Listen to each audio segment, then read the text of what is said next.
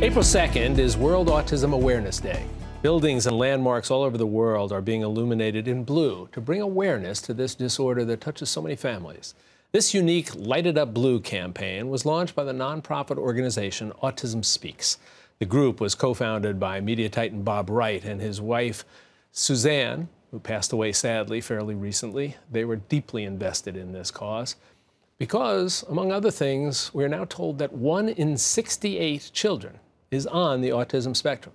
And throughout their lives, these children will have to overcome not just the unique challenges that this condition presents, but also the misconceptions that come with it. Here to tell us more about raising awareness and celebrating those individuals who live with the disorder and their families is Angela Geiger, who is the CEO and president of Autism Speaks and a friend from a long time ago. Angela, it's nice to have you here with us. Nice to be here, Jack. Let's get a sense of the overarching definition, if you will. So I suspect that a lot of folks are aware, and we'll talk about this, of the notion of autism, the autism spectrum disorder. What does that mean?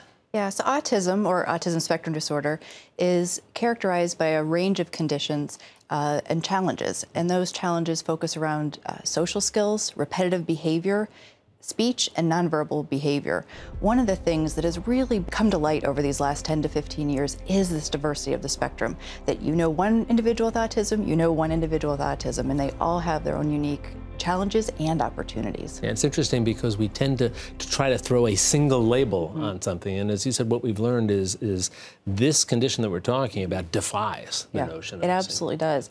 You know, it's not autism, it's autisms. Yeah. And if there's nothing else we've learned is that we need to be respectful of that diversity of the spectrum and how different individuals live their lives. Talk a little bit about Autism Speaks. Bob Wright, we mentioned, I worked for Bob when I was at NBC News for years, loved Bob, and Suzanne was just such a marvelous person, and they got involved because of a grandchild. Tell me what Autism Speaks does. So Autism Speaks is really the leading organization across advocacy, research, and support for people today. And I think that mission has evolved over time. You know, really started purely advocacy and research focused, but realized people really need help today, whether that's finding the right job, because that's a challenge for some, and for others it's really 24/7 support and where they can find those services. And so we've helped more than 1 million people in our first decade, but that's accelerated greatly. We helped 1 million people just last year.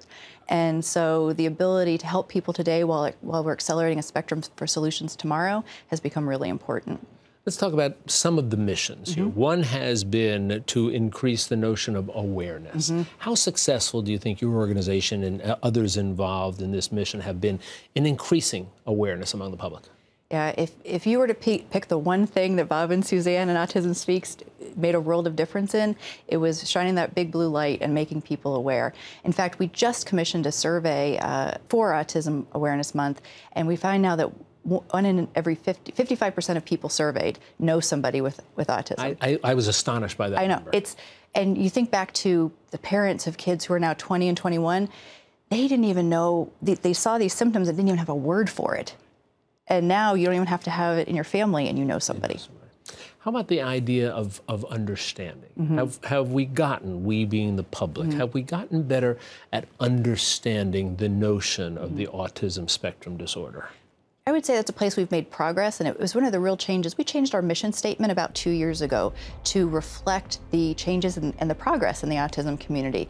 And we actually took awareness out and changed it to understanding and acceptance, because we really know that the world needs to be a more understanding and accepting place so that people with autism have the opportunity to live in the community, be supported, be employed, participate in community activities, and that's really what they're looking for themselves. You might make progress in awareness, in understanding, but acceptance, I would think, can still be a difficult hurdle. What are you seeing in terms of progress in the realm of acceptance? Yeah, you know, there's two things that I think came out of this survey that were really hopeful and helpful. One was that if you know somebody with autism, you're more likely to not have myths and misconceptions. So as we move that to 55% and continue to get that up, I think that'll help with that. And then the other piece is we had an open-ended question that was, where should people with autism be employed?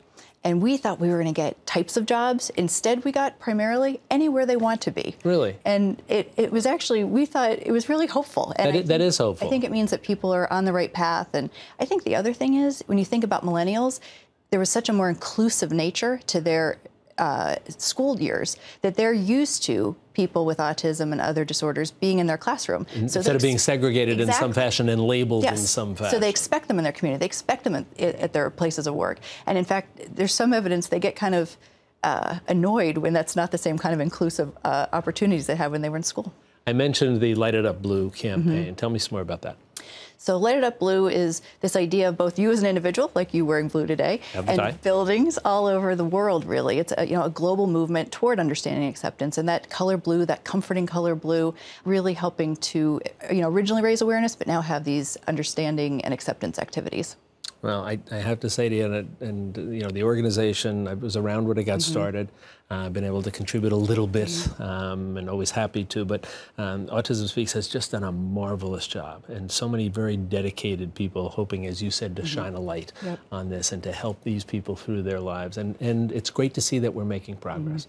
And for that, we thank you and your staff and all the folks out there that are doing it.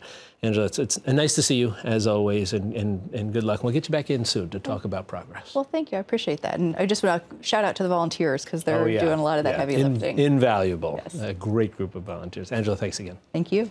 And for more information on how you can get involved with the World Autism Month campaign, share your stories, watch videos, and more, please visit our website at vetrafocus.org.